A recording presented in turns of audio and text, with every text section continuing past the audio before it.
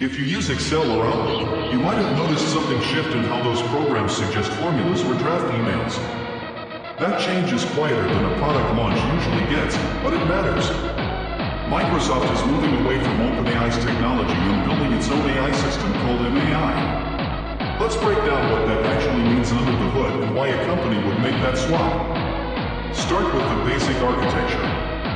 When Microsoft first integrated OpenAI's models into Office, it sent your data to OpenAI servers, which processed the request and sent back results. Think of it like outsourcing a factory's production line to another company.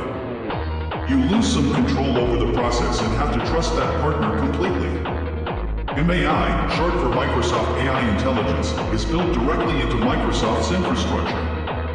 Your Excel formula request now runs on Microsoft's own neural networks instead of waiting for a round trip to OpenAI. That's a huge difference in latency, cost, and data handling. The engineering problem Microsoft solved was model efficiency.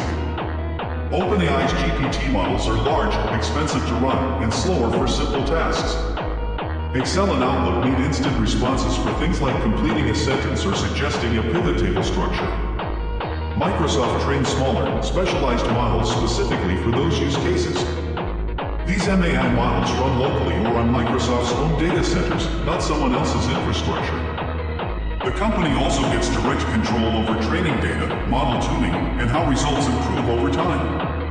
That means faster iteration and fewer dependencies on another organization's roadmap. Why now?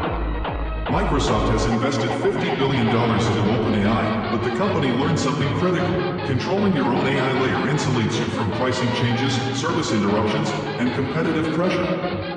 If OpenAI raises prices or decides to compete more directly with Microsoft's own cloud services, Microsoft absorbs that cost.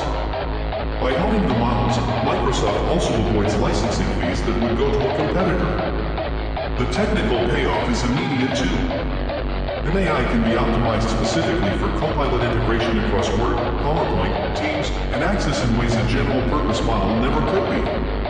The shift is not complete yet.